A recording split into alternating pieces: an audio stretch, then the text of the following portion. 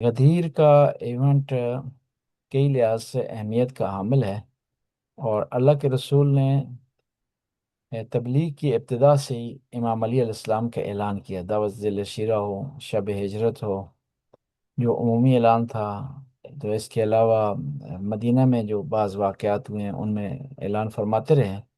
پھر مشہور حدیث آپ نے ارشاد فرمائی، انی تارکم فیکم الثقلین کتاب اللہ و عطرت اہل البیت تھی۔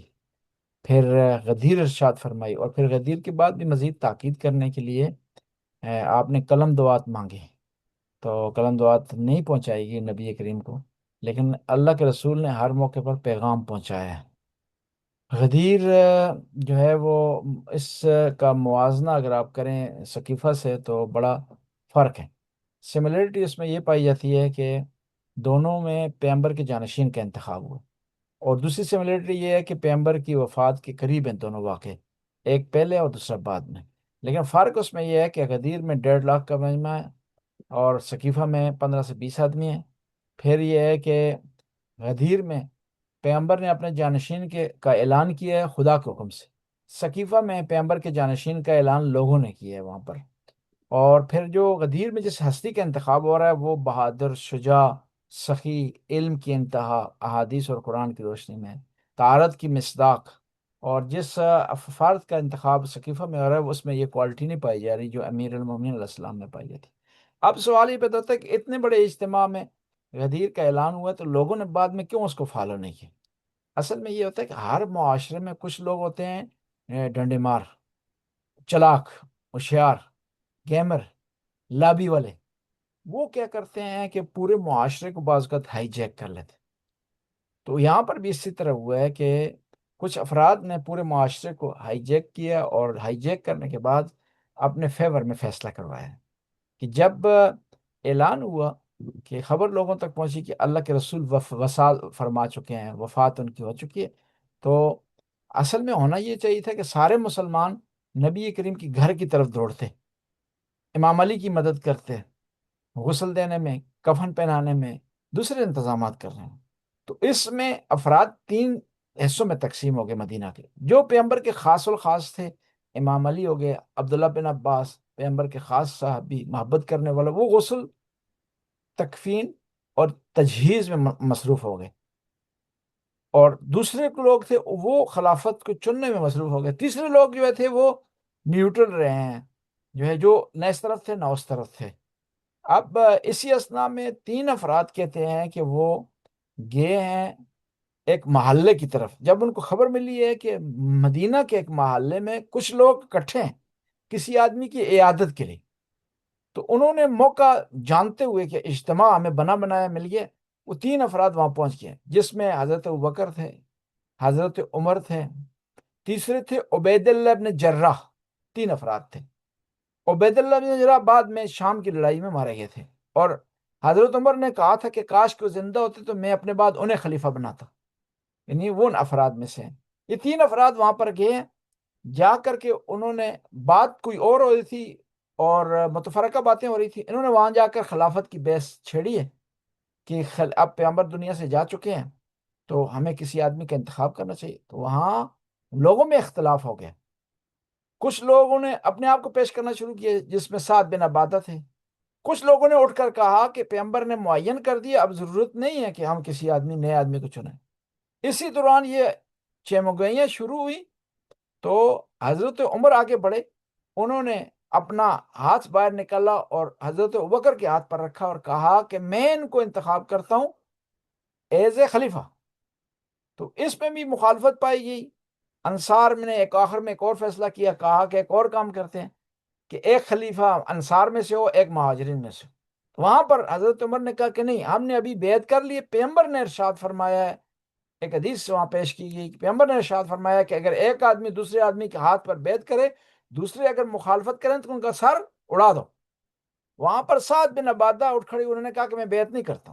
تو کہتے ہیں سعد بن عبادہ کو اتنا مارا گیا کہ ان کی ہڈیاں پسلیاں ایک ہو گئیں۔ انصار نے اٹھ کر کہا کہ قتل تم السعدہ، کہ تم نے سعد کو قتل کر دیا۔ تو کہتے ہیں کہ وہاں انصار نے کہا کہ مہاجرین میں سے بعض افراد نے کہا کہ اللہ یقتل، خدا اس کو قتل کرے، یہ ہماری مخالفت کر رہا ہے۔ اب وہاں پر انہوں نے کیا کیا، خلیفہ کو چناؤ کیا، پہلے بیعت کی حضرت عمر نے، پھر عبید اللہ بن جراح نے بیعت کی، تیسرا معاذ بن جبل جو انصار میں سے انہوں نے بیعت کی۔ اب سوال یہ پیدا ہوتا ہے کہ غدیر کا واقعہ ہوا، پیغمبر نے بیعت لی، مبارکباد پیش کی گئی، تو کم از کم انصار کو ساتھ دینا چاہیے تھا۔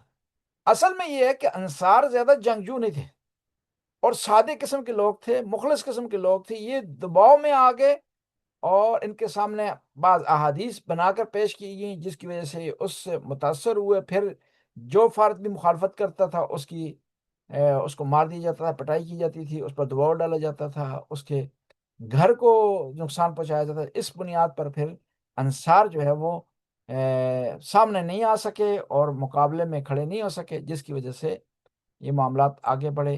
اور پھر پہلے خلیفہ منتخب ہوئے، انہوں نے اپنی وصیت میں لکھ دیا کہ میرے بعد جو ہے وہ حضرت عمر ہیں۔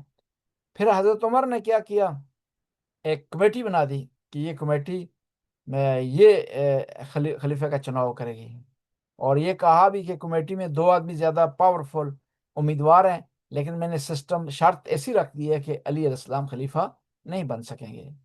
پھر علی علیہ السلام، پھر جو ہے حضرت عثمان کے قتل کے بعد لوگوں نے امام علی کو مجبور کیا، ان کی دیانت کی وجہ سے، ان کے اخلاق کی وجہ سے، ان کے علم کی وجہ سے، کہ امام علی ارشاد فرماتے ہیں کہ اگر میں بیعت سے انکار کرتا تو لوگ اتنے اکٹھے ہو گئے تھے میرے گھر کے سامنے کہ میں یہ ڈر رہا تھا کہ یہ اگر ہجوم میرے گھر کی طرف بڑھے گا تو میرے بچے ان کے پاؤں تلے کچلے جائیں گے۔ اور لولا حضور الحاضر و قیام الحجت بے حضور الناصر، تو اگر جہاں پر لوگ اگر نہ آتے اور وعدے نہ کرتے، وعید نہ کرتے، میرے ساتھ ایگریمنٹ نہ کرتے، میں کبھی خلافت کو قبول نہ کرتا۔ جی یہ اس کا جو ہے وہ غدیر کا داستان اور غدیر کا قصہ ہے۔ اور پھر قرآن میں 3 آیات غدیر سے متعلق ہیں۔ ایک آیت تبلیغ ہے، یا ایھا الرسول بلغ ما انزل الیک من ربک۔ دوسری سورہ معارج کی آیت نمبر 1 اور 2 ہے، سائل بعذاب واقع، کہ ایک آدمی نے عذاب کی درخواست کی خدا سے اور عذاب اس پر نازل ہو گیا۔ تیسری آیت جو ہے غدیر سے متعلق ہے، الیوم اکملت لکم دینکم واتممت علیکم نعمتی ورضیت لکم الاسلام دینا، کہ غدیر کے اعلان کے بعد خدا نے اعلان کیا کہ آج کے دن دین اسلام مکمل ہو گیا اور نعمتیں جو ہے وہ تمام ہو گئی ہیں، یعنی غدیر پر اسلام جو ہے وہ مکمل ہوا ہے۔ اب کئی سوالات لوگ اٹھاتے ہیں، شبہ پیدا کرتے ہیں کہ پیغمبر نے غدیر پر کیوں اعلان کیا، عرفات میں اعلان نہیں کیا؟ پیغمبر کا آخری عائش تھا، مینا میں اعلان کرتے، طواف کے اعلان کرتے۔ نہیں، یہ اللہ کے رسول بہتر جانتے ہیں، لیکن جو چیز ہمیں سمجھ آتی ہے، کیونکہ اگر عرفات میں اعلان کیا جاتا تو عرفات میں حج کے مراسم مکمل نہیں ہوتے۔ وہ عرفات جو حج کے جو مراسم ہے وہ حج کا دوسرا مرحلہ ہے، آخری پوائنٹ حج کا وہ اعمال مکہ ہے، طواف ہے، سعی ہے، اور پھر طواف النساء ہے، یہ معاملات ہیں۔ اور پھر وہاں پر لوگ، اگر وہاں پہ وہاں پر لوگ اکٹھے نہیں تھے، ایک میدان کی صورت نہیں تھی، وہاں پر لوگ عبادت میں مصروف تھے، پھر جو ہے وہ خود ارکان حج ڈسٹرب ہو جاتے اگر وہاں پر اعلان کیا جاتا۔ اس وجہ سے پیغمبر پاک نے ایک ایسے پوائنٹ پر اعلان کیا کہ جہاں پر سارے لوگ موجود ہیں، حج سے فارغ ہو چکے ہیں اور پاک صاف ہو چکے ہیں، کیونکہ حج کے بارے میں کہا جاتا ہے کہ انسان جب حج بجا لاتا ہے تو اس کے گناہ پاک ہو جاتے ہیں، اور اس کے بعد اسے کوشش کرنی چاہیے کہ وہ اللہ کے راستے میں تقوی اختیار کرے اور باقی جو زندگی ہے اس میں گناہ سے بچنے کی کوشش کرے۔ جی بات بہت زیادہ لمبی ہے غدیر سے متعلق، تو ٹائم بھی زیادہ چاہیے، آپ کا وقت مزید نہیں لیتے، یہ خلاصہ تھا جو آپ خدمت پیش کیا۔ اگر کوئی سوال ہے خدمت میں حاضر ہیں، ورنہ دعا کرتے ہیں انشاءاللہ، اور پھر چھٹیوں کے بعد ملیں گے۔ اگر چھٹیوں کے درمیان کوئی فرصت ہوئی تو کوئی کورس وغیرہ، کوئی ایسا خاص ٹاپک جو ہے رکھ کر کے اعلان کریں گے فری ولی، جو آنا چاہے، دوسرے مومنین آنا چاہتے ہیں، جو ہماری بچیاں بہنیں آنا چاہتی ہوں وہ آ سکتی ہیں، ان میں سے کوئی جو موجود ہوں اویلیبل ہوں تو وہ بھی آ سکتے ہیں۔ جی جی عاصم بھائی کوئی سوال کر رہے تھے شاید۔ جی ایک تو آپ نے پہلی بات میں تھوڑا سا مجھ سے ابھی سننے میں تھوڑا سا غلطی ہوئی شاید، تو آپ نے بتایا کہ 3 آیتیں ہیں اس کے بارے میں، وہ جی جی، جو ہے غدیر سے متعلق 3 آیتیں ہیں۔ وہ جو عذاب جس بندے نے وہ مانگا تھا، عذاب مانگا تھا، وہ آیت کی صورت میں، وہ حدیث نہیں، وہ آیت ہے؟ جی ابھی میں آپ کو دکھاتا ہوں اس کی، آپ کی خدمت میں ابھی ہم نکال لیتے ہیں آپ کو۔ ہم، جی ابھی آپ کی خدمت میں اسکرین شیئر کرتے ہیں آپ کو، یہ آیت ہے جی۔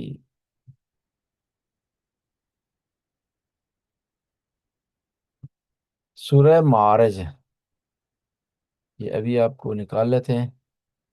میں اس کو سکرول کروں گا تو آپ نے اس کو ڈھونڈنا ہے، سورہ معارج کتنے نمبر پر ہے نا، ٹھیک ہے جی؟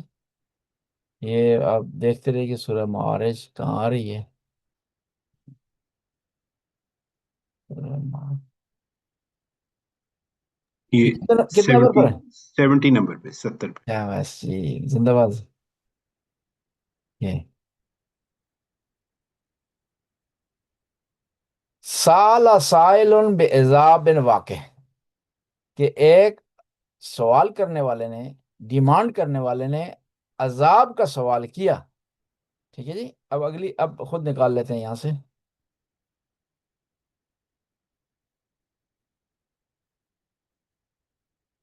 سال سائل بعذاب واقع، ایک ڈیمانڈ کرنے والے نے ڈیمانڈ کی عذاب کی، للکافرین لیس لہ دافع، کہ کافروں کے لیے کوئی بھی دفاع کرنے والا نہیں، ان کو بچانے والا نہیں۔ اب اس آیت کے بیک گراؤنڈ پر جاتے ہیں تو وہاں پر ہمیں پتہ چلتا ہے کہ غدیر کے مقام پر ایک آدمی نے کہا کہ اے محمد، آپ نے جو اعلان کیا ہے علی کی ولایت کا، تو یہ آپ نے اپنی طرف سے کیا ہے یا خدا کی طرف سے کیا ہے؟ تو پیغمبر نے ارشاد فرمایا خدا کی طرف سے کیے۔ کہا اگر خدا کی طرف سے ہے، آپ اگر سچے ہیں خدا کی طرف سے کہہ رہے ہیں خدا کی طرف سے ہے، تو مجھ پر خدا کی طرف سے عذاب نازل ہو۔ اور کہتے ہیں کہ وہیں پر وہ کھڑا تھا، اس کا نام نعمان، حارث بن نعمان فہری اس کا نام تھا، وہ وہیں کھڑا تھا، تو آسمان سے پتھر آیا اور اس نے پتھر نے ہلاک کر دیا۔ تو یہ جو ہے یہ جو یہ روایت ہے اس کو متعدد کتابوں نے ذکر کیا ہے اس کا۔ میں اس کو آپ کی خدمت میں عرض کروں، یہ اس کا حوالہ بھی دیا ہے انہوں نے نا، ابھی نیچے ہم لاتے ہیں۔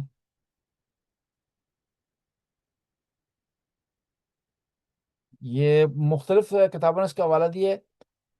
اس کا الغدیر نے اس متعلق، اس غدیر کی آیت اور اس عذاب سے متعلق جلد نمبر 1 صفحہ نمبر 239 سے لے کر 246 تک اس کو بیان کیا، اور اس کو مختلف کتابوں سے ریفرنس دیا ہے، تاریخ تبری کا ریفرنس دیا ہے، اور مختلف تاریخی کتابوں کا اس نے ریفرنس دیا ہے کہ واقعی ایسا ہوا ہے۔ اور یہ آیت اسی موقع کی مناسبت سے ہے، اور اسی موقع میں یہ نازل ہوئی ہے جب ایک آدمی نے عذاب کی ڈیمانڈ کی۔ بس یہ 3 آیات جو ہے وہ غدیر سے متعلق واضح اور روشن ہیں، جو غدیر کو بیان کرتی ہیں۔ یا ایھا الرسول بلغ ما انزل الیک من ربک، دوسری جو ہے وہ الیوم اکملت لکم دینکم، تیسری سورہ معارج کی آیت نمبر 1 اور 2، یہ اسی موضوع سے متعلق ہیں۔ جی جزاک اللہ، اور بہت بہت شکریہ آپ یہ غدیر کی جو آیت ہے نا، یا ایھا الرسول بلغ ما انزل الیک، اس سے زیادہ سخت آیت کوئی بھی نہیں ہے نبی کو، جو خداوند تعالی نے بغیر عہدے سے پکارا ہے، بغیر پیار و محبت سے نہیں پکارا، سختی سے پکارا ہے، اور کہا کہ اگر ایسا نہیں کریں گے تو آپ کی ساری گزشتہ محنت ضائع ہو جائے گی۔ بلغ ما انزل الیک فإن لم تفعل فما بلغت رسالہ، کہ یہ اگر آپ نے نہیں پہنچایا پیغام تو گویا آپ نے رسالت کا کوئی کام ہی نہیں کیا۔ یعنی آپ کے گزشتہ ہجرت کرنا، پیغام پہنچانا، سختی برداشت کرنا، اپنا جنگ میں آپ کا زخم کا وارد ہونا، آپ کے چچا کا شہید ہونا، ساری چیزیں جو ہے وہ ضائع ہو جائیں گی اگر آپ ایسا نہیں کریں گے۔ قرآن میں ایک اور آیت میں ارشاد ہوتا ہے وَلَا تَجْهَرُوا لَهُ وَلَا تَجْهَرُوا لَهُ لَقَوْلِ بَعْضِكُمْ لِبَعْضٍ أَن تَحْبِطَ أَعْمَالُكُمْ، کہ تم نبی کو ایک دوسرے کی طرح نہ پکارو، أَن تَحْبِطَ أَعْمَالُكُمْ، اگر ایسا کرو گے، نبی کی بے ادبی کرو گے، تمہارے اعمال ضائع ہو جائیں گے۔ اور یہاں پر خدا کہتا ہے کہ اگر ولایت کا پیغام نہیں پہنچائیں گے تو آپ کے اعمال ضائع ہو جائیں گے نبی کریم کے. نبی کریم کو اتنا بڑا عہدہ دینے کے باوجود، اتنا احترام کا حکم دینے کے باوجود، یہاں پر خداوند تعالیٰ سختی سے ارشاد فرما رہے ہیں. اور پھر واللہ یعصمک من الناس، آیت کے آخر میں ہے کہ نبی گھبرانا نہیں، پریشان نہیں ہونا. اگر کوئی مخالفت کرے گا، کوئی اس معاملے میں آپ کے اگینسٹ ہوگا، تو اللہ آپ کے ساتھ ہے.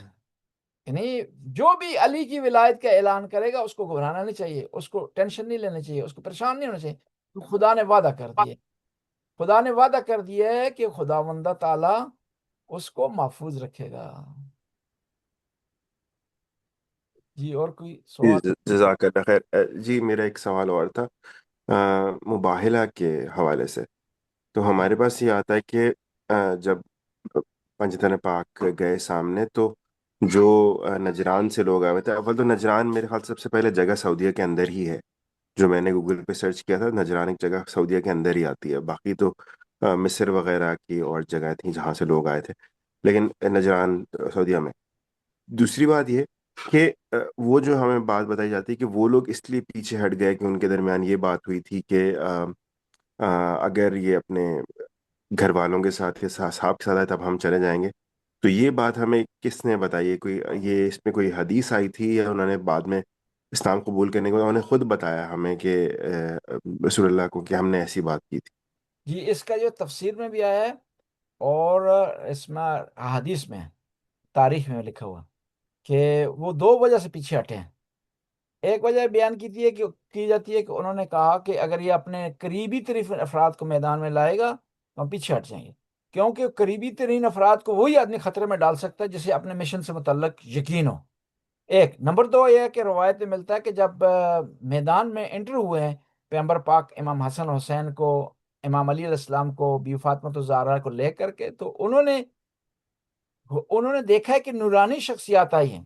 انہوں نے آپس میں کہا کہ یہ اتنی بزرگ شخصیات، نورانی شخصیات، ان کے چہرے سے نور جھلک رہا ہے اور تقوی ظاہر ہو رہا ہے، یہ اگر دعا کرے گی تو دعا ضرور قبول ہو جائے گی، اور پھر ہمیں جو یہ بد دعا کریں گے تو ہماری تیس نیس ہو جائے گی، ہم صفحہ ہستی سے مٹ جائیں گے. تو لہٰذا ہم مبالغہ نہیں کرتے، ان کے مقابلے میں نہیں آتے، ان کی دعا اور بد دعا کے مستحق نہیں ہوتے. تو لہٰذا اس وجہ سے انہوں نے سرنڈر کر دیا تھا اور ودرا کر لیا. جی جی بالکل. یہ مطلب واضح واقعہ تو کچھ چیزیں واضح ہوگی نا. ایک چیز واضح یہ ہوگی کہ اس زمانے میں پاک، مطہر، تقوی والا، خدائی اور نورانی چہرہ رکھنے والی یہ 5 شخصیات تھی، اس کے علاوہ کوئی اور نہیں تھا. ایک دوسرا یہ اس سے واضح ہو گیا کہ پیغمبر کی اہل بیت میں بیویاں شامل نہیں ہیں. بیویاں اگر شامل ہوتی تو پیغمبر بیویوں کو لے جاتے اس میدان میں، بیویوں کو نہیں لے گئے. حالانکہ اس وقت 9 بیویاں تھیں پیغمبر پاک کی، ایک نہیں تھی، 9 بیویاں تھیں. جی. اچھا، میرا ایک سوال اس میں اور تھا کہ کیا وہ جو وفد تھا اس میں سے کوئی مسلمان بھی ہوا نہیں وہ بعد میں؟ مسلمان منذ سے ظاہری طور پر اس وقت کوئی مسلمان نہیں ہوا. انہوں نے کہا کہ ہم مسلمان ہو جائیں گے تو لوگ ہمیں تنگ کریں گے، یہ ہوگا وہ ہوگا، ہمارا وہاں ایک سسٹم ہے، کاروبار چل رہا ہے، ہماری دکان ختم ہو جائے گی. ٹھیک ہے جی، لہٰذا مسلمان نہیں ہوتے، ہم جزیہ قبول کرتے ہیں، ہم ہر سال اپنی جو آمدنی ہے ہماری اس سے جو ٹیکس دیں گے اسلامی حکومت کو. جی جزاک اللہ، بہت شکریہ. تو آپ نے بتایا کہ وہ جو بات چیت ہوئی تھی وہ حدیث کے اندر آتی ہے، ہمارے پاس حدیث ملتی ہے و کہ ایسا. تاریخ ہے، حدیث و تاریخ دونوں کے دونوں. شکریہ. اور یہ واحد آیت ہے آیا موبائلہ جس کا کسی اہل سنت نے، حتیٰ ناسبیوں نے بھی انکار نہیں کیا. آیا تطہیر کا انکار کرتے ہیں، آیا مودت کا انکار کرتے ہیں، دوسری آیات جو پیغمبر یا اہل بیت کی شان میں نازل ہیں اس کا انکار کرتے ہیں. یہ واحد آیت ہے جس کا کوئی انکار نہیں کرتا.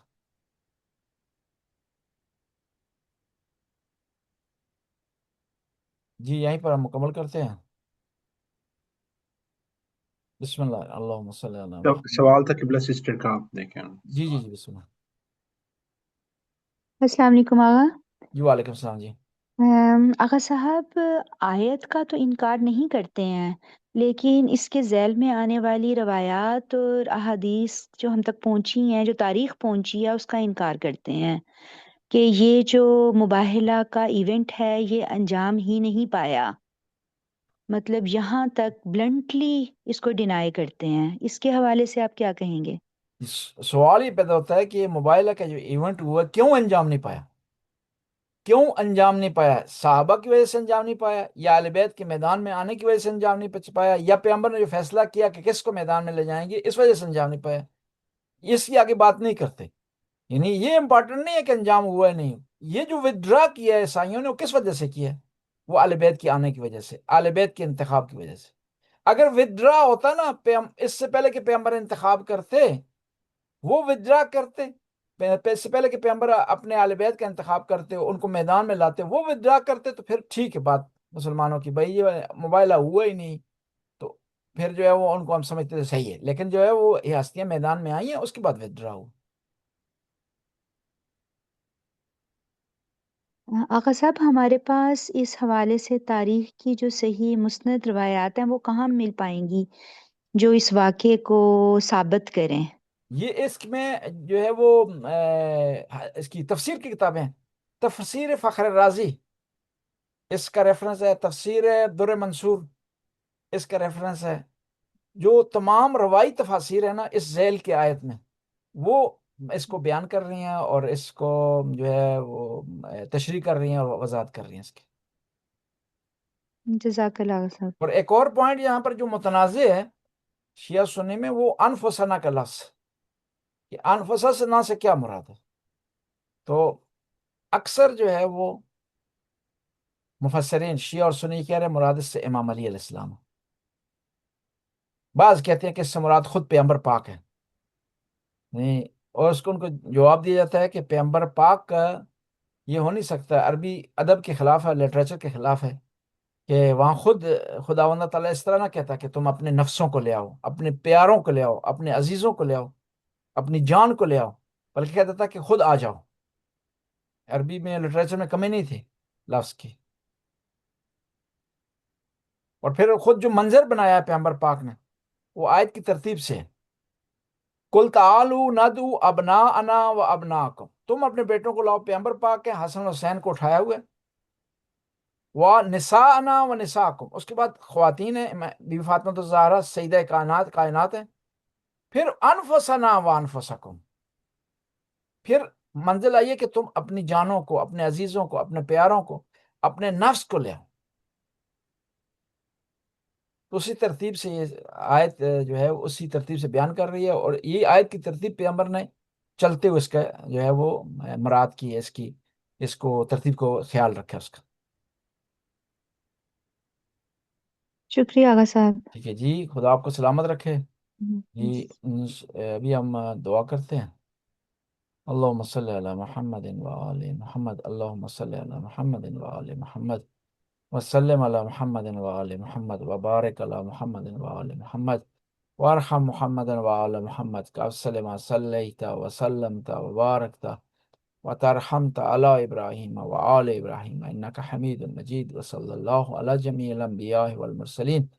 خدا اس قلیل سی عبادت کو قبول و منظور فرما، ہمارے گناہوں سے درگزر فرما، نیک کام کرنے کی توفیق عطا فرما، برائیوں سے محفوظ رہنے کی توفیق عطا فرما. یا اللہ، جو مریض نے شفائے کاملہ و عاجلہ عطا فرما، تنگ دستوں کی تنگ دستی کو برطرف فرما، بے روزگار افراد کو بے روزگار عطا فرما، مقروضوں کا قرض غیب کے خزانے سے عطا فرما. یا اللہ، ایران کو فتح عطا فرما، کامیابی عطا فرما. یا اللہ، اس کے دشمنوں کو زیر فرما. یا اللہ، تو غفور رحیم ہے، رحم کرنے والا ہے، کرم کرنے والا ہے. آل بیت کے محب جہاں کہیں بھی ہیں خدا ان کی حفاظت فرما، ظالم کے ظلم سے محفوظ فرما، اشرار کے شر سے محفوظ فرما، حاسدین کی حسد سے محفوظ فرما. یا اللہ، تو غفور رحیم، رحم کرنے والا ہے، کرم کرنے والا ہے.